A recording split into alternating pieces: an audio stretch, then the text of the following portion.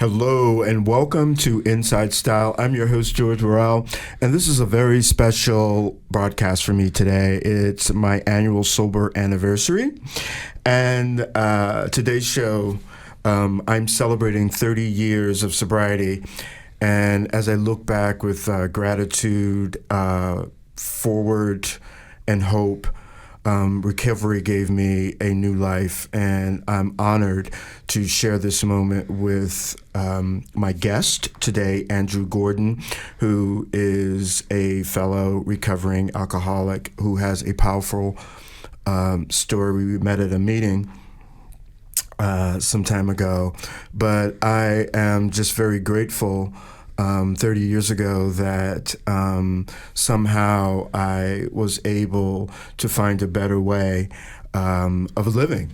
And it brought me to this point that my dreams of what I do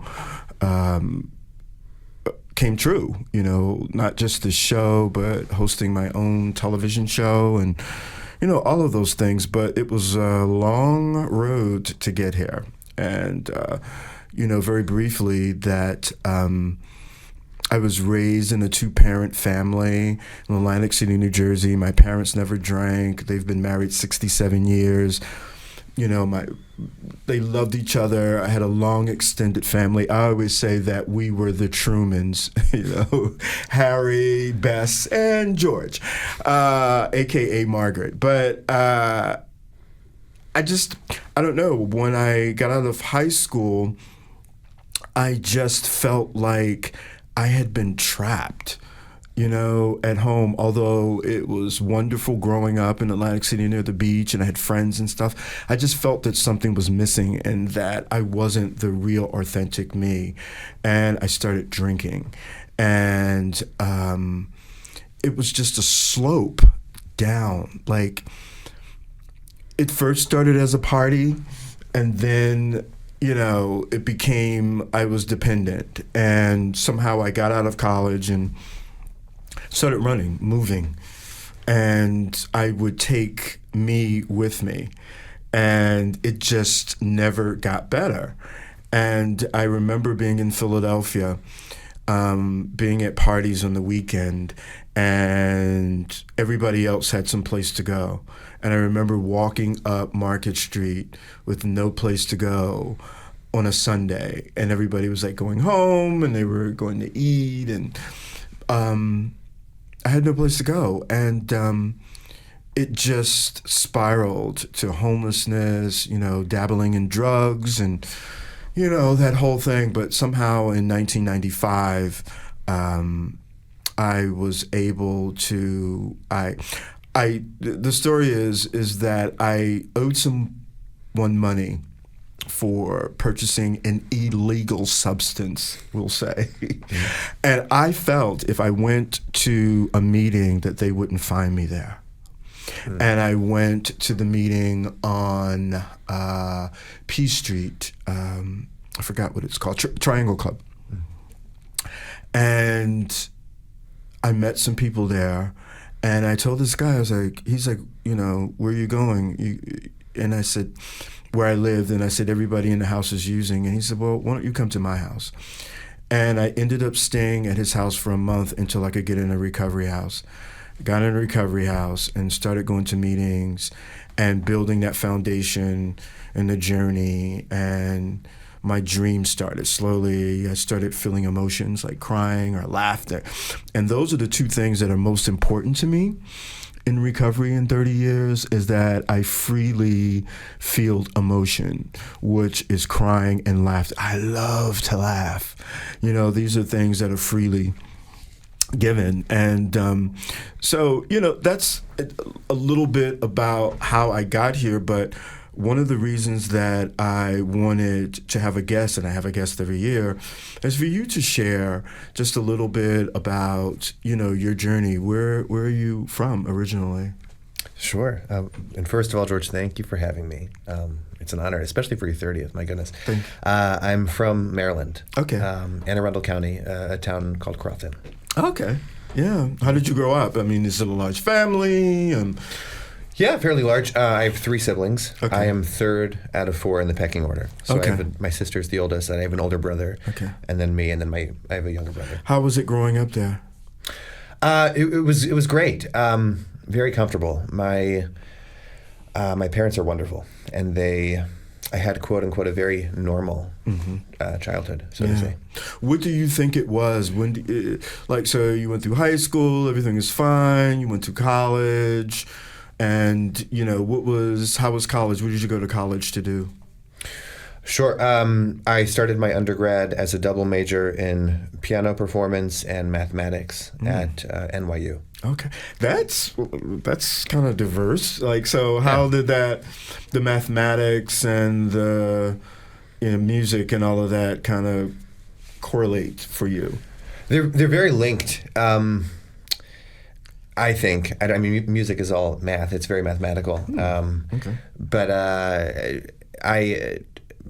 something that was very important to my parents. They started all of us on piano lessons when I was about 5 or 6. Okay. And they emphasized that was a priority. And I think they wanted us to learn how to stick with something and to be disciplined. And our teacher was a real disciplinarian. And so we certainly developed a work ethic that way. So I did that through my entire childhood, and then really grew an appreciation for it later on. And so I wanted to study that further. And math, of course, was the practical side. Mom and Dad said, have something to fall back on if music does not work. Right. Yeah. Right. So when did you start drinking? Was it in college, high school, or? High school. Okay. And it was social. It was with friends. It was on the weekends only. Probably how a lot of people start. Yeah. But it was, I was never comfortable in my own skin. I knew I was different. I had a therapist that said the term purple cow. I was the purple cow of the family. And it made me feel okay with myself.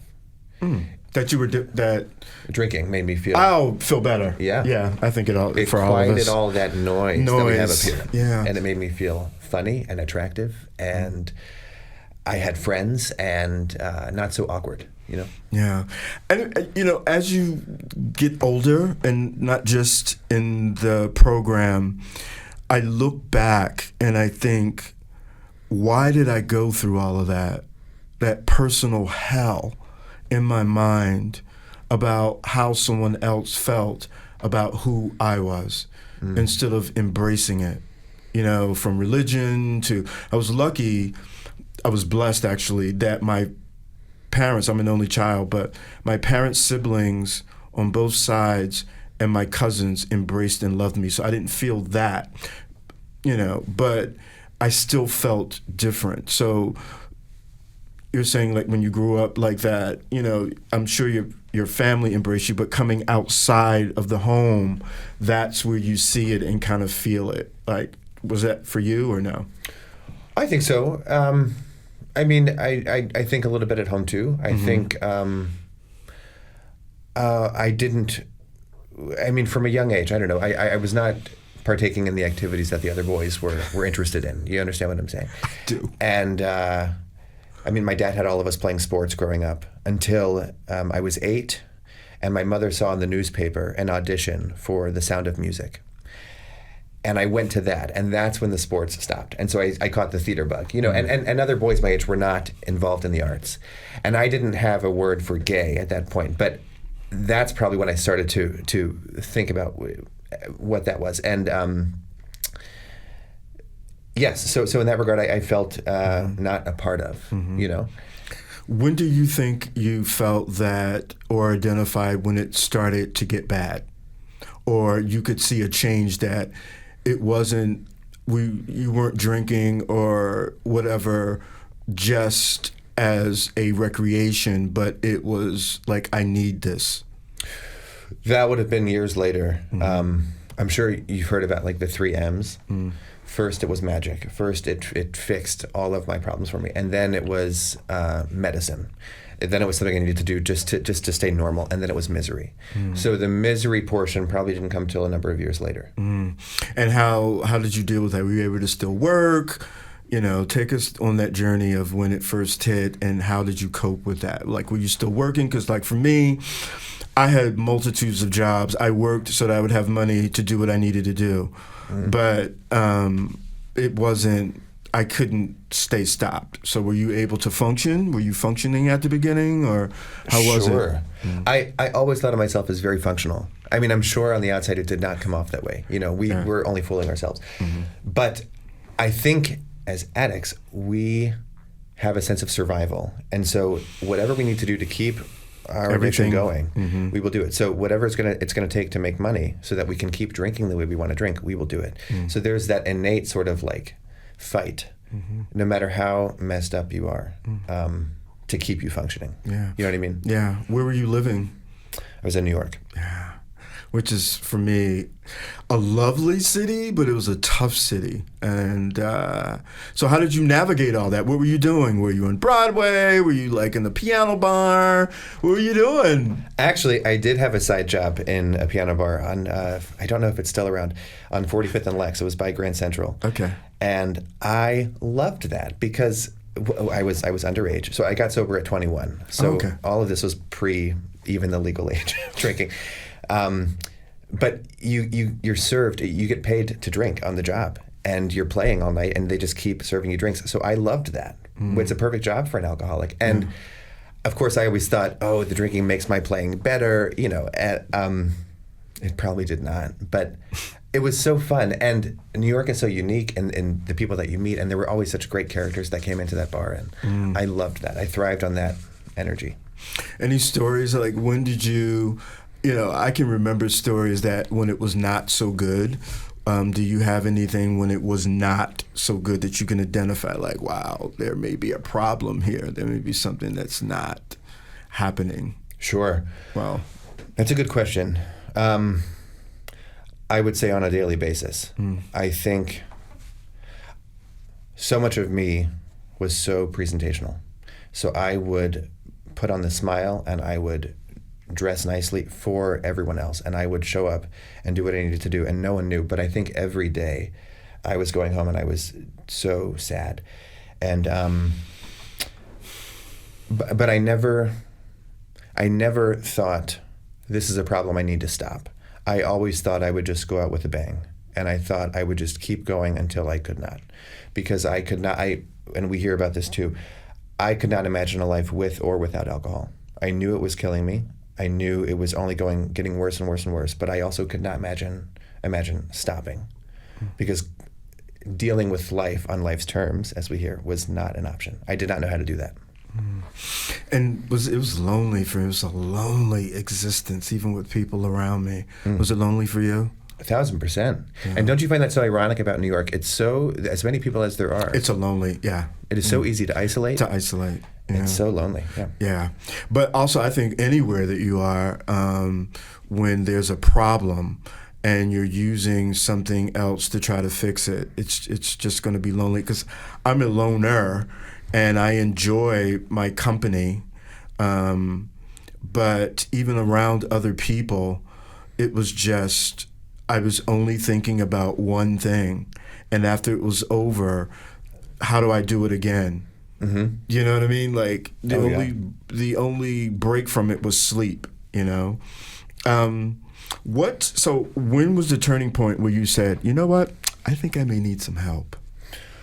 Sure. Good question. It's interesting. So my final stint, so to say, was here in D.C. It was in Southeast D.C. And it was common for me at that point, but I was staying with someone I did not know. And this person lived quite literally across the street from a liquor store. But it had gotten so bad that I had developed some neuropathy in my feet, and I could not walk to get up to go across the street to this liquor store. And so it was the morning of May 4th of 2015. I picked up the phone and called my parents, who I hadn't spoken to in a while. They were not safe in their own home with me there, so I could not stay there. And they gave me an option before that, and they had said, you can stay here if you get help. and if you don't, then we can't have you here. And I was not ready for that, so I left. Anyway, I called them, and they were there within half an hour. And the next day, I was in rehab, May 5th. That's my sobriety date, 2015. And so I was just done. I still don't think I can take any credit for that. I don't know how into spirituality we get on the show, but... No, very much. There was... Alcohol called all the shots for me. It was something I didn't have control over. So there was something greater than me that took that away. You know what I mean? So I guess I always find it interesting when we talk about the turning point and what made you stop. I still don't think that was my choice because I could not control it, I don't know, how was that for you? Well, it was the same way. I mean, we're in season 2 of Neighborhood Favorites, and one of the places that we went to was a place called Pauline, I think they pronounce it, bookstore media in Alexandria on King Street, and it's run by nuns.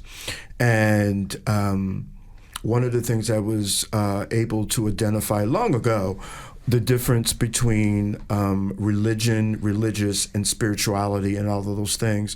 And we were told to develop a personal relationship of our higher power as we understand, right? I don't know how other people do it without that. For me, it was divine. It was something different from going to church every day or hearing. I had developed a personal relationship that I could depend on along with AA. Mm-hmm. Like when you guys weren't around, or my parents or friends, there was something I could tap into, to talk to relate to kind of quiet the committee in my head, because I always think that nothing happens or starts and it's in your head first. And as long as I was able to shoot up a prayer or recite something to identify, to calm this committee, it was successful for me. Not all the time, but for the most part, yes. But I also listened to what I was being told, because I was so beat down that for someone who had all the answers and who was used to doing things his way, I was so beat down that I totally relented to what the people in the rooms were telling me, and especially people who had more time than me. And, it was like really hard, because you just listened. Like at certain points you couldn't share if you had a little, but we can't get into that. But it was a guideline that you went by, and I saw it working. And it started working for me. And that was the turnaround. When I started seeing that, I held a job. My first job was at Legal Seafoods at the front desk. And I was so nervous. Fear. Mm-hmm. It took me a long time about fear. I had to work the board and, but it was something that came naturally to me. And I was able to start identifying the things that I did well. Because I didn't know what I did. Like you knew you could play the piano, you knew you could sing, you could do math. I was a history major. All the things that I did well, I was not doing, and I was never encouraged to do it. And that's the sad part that not wrestle with, but I think about it. I was not encouraged to do fashion because that's not what men did. But in reality, 2 of my father's brothers were tailors. And my mother's sister worked in couture. So there was always fashion. And I wrote a book called Dyed in Wool. And I had all these old photos that my grandmother left me.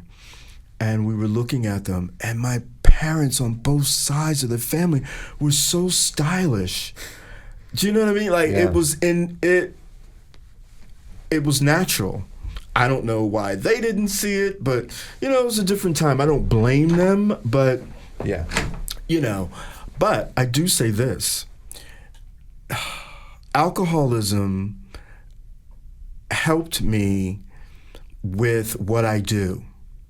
So with event planning, I specialized in small events and specializing them. So if somebody was having an event, fundraisers that I did, I would, instead of paper or something, I would bring glassware, I would bring china, I would put tulle in the ceiling, I would bring music, all of those kinds of things. I had to identify early what made me different from the person who was doing the same thing. Mm-hmm. And then when I got in fashion, I developed a rule of thought, which was inner, outer, and then your clothes, because I knew as an alcoholic, I was still dressed in Ralph Lauren and all of these designers, but on the inside, I felt like crap.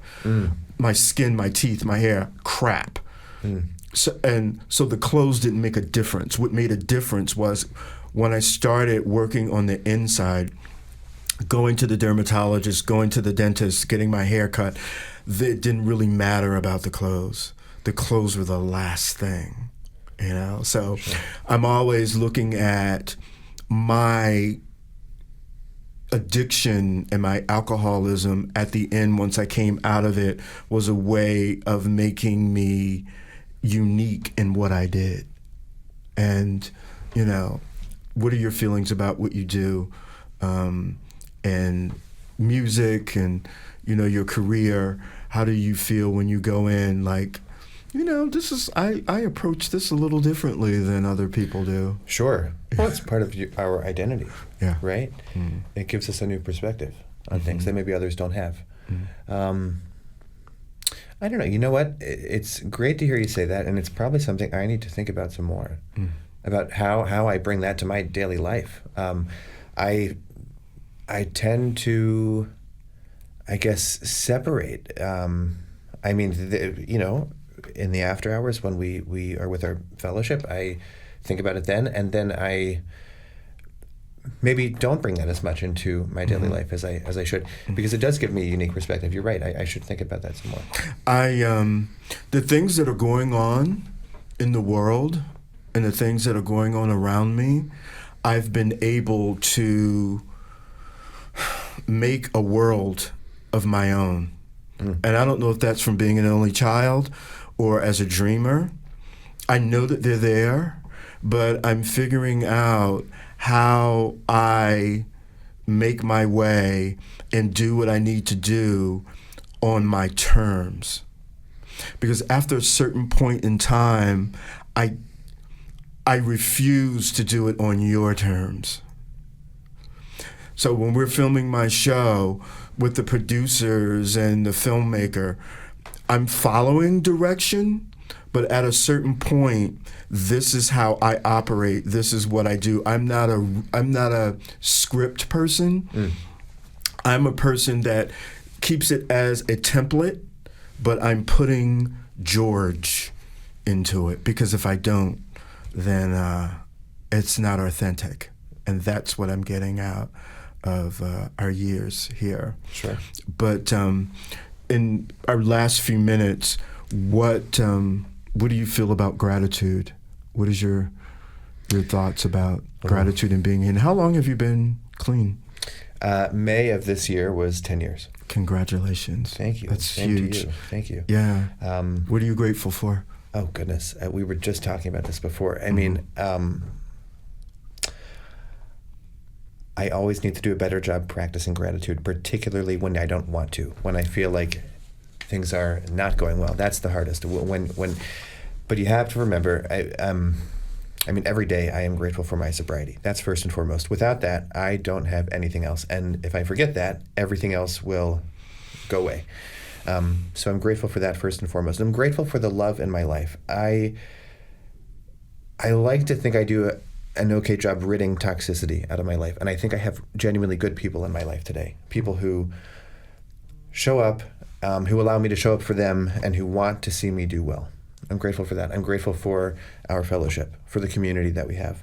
And then, of course, all of the things, my job. I still can't believe that I'm holding a job. You know, that was such a foreign concept to me 10 years ago.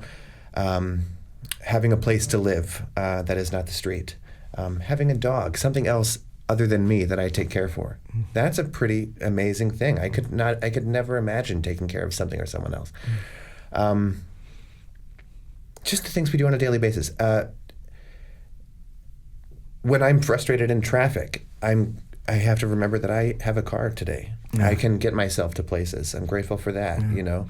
Yeah, and it comes and it goes, you know. And I think you do it when it's supposed to happen. But I really thank you for coming on. Congratulations on 10 years. I want to thank our audience for listening.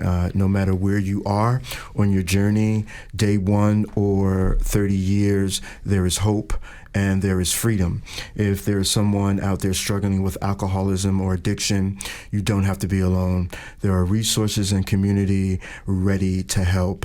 You can reach out to Alcoholics Anonymous, AA, or the National Helpline, which is 1-800-662-HELP, extension 4357. It's confidential and it's 24/7. I'm George Worrell. And this has been a very special anniversary edition of Inside Style. Thank you for tuning in. And here's to living with clarity, gratitude, and grace. We'll see you next time.